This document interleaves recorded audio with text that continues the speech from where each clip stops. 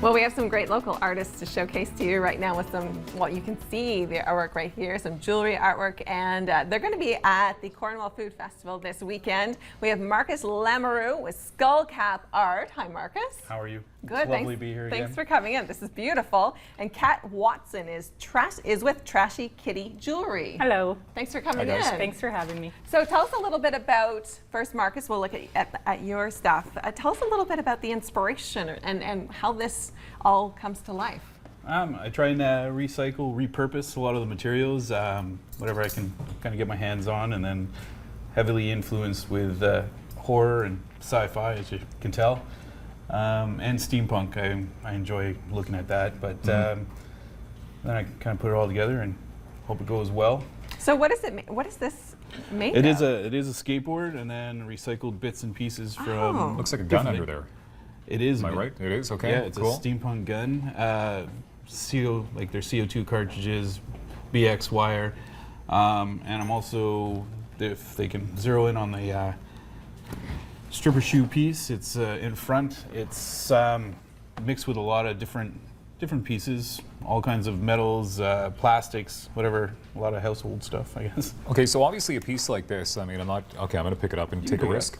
Take a risk. Something like this can't be made overnight. Like, this must take some time. It does. So how long for this piece? It was probably about maybe 15, 20 hours to put it Okay. all together, and then primer and paint it. Some of the smaller stuff, not so much. Was that heavy? For me, nothing. Oh, brother.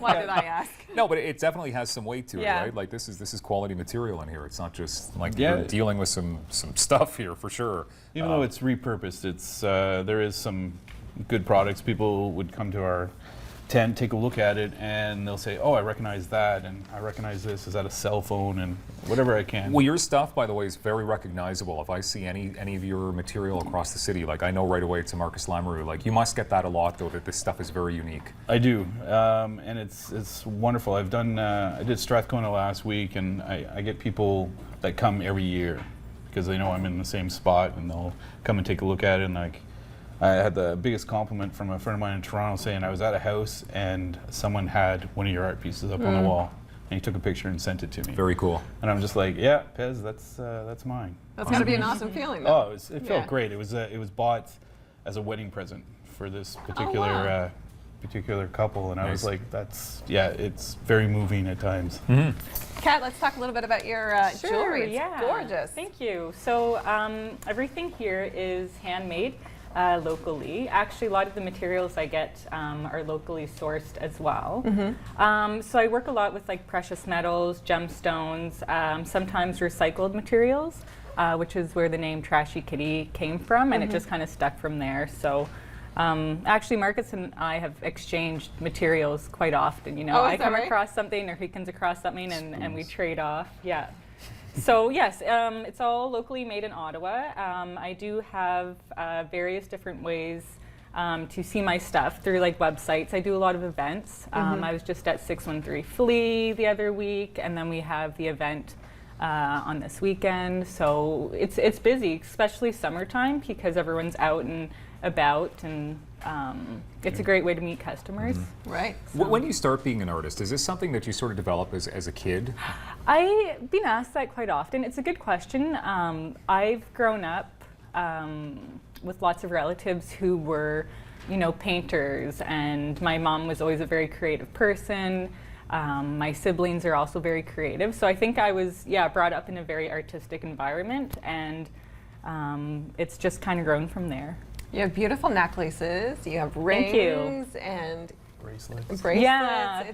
Is there one in particular that really, you know, that you, when it was done, you said, "Man, this is my favorite piece," or can you do that as an artist? It's definitely, absolutely, and it's funny because sometimes you spend so much time creating it that you almost get attached to it, right? And at times it shows somebody has bought something that I've been so in love with, and it's kind of sad to see it go. Right. But if I had to, I do like, there's this one, so it's a labradorite stone, which is a Canadian stone, and I was in Mexico a few months ago, and then they had all the decorations with their Day of the Dead celebrations, so that kind of inspired that piece go from there. So that one is very close to my heart. I like that one.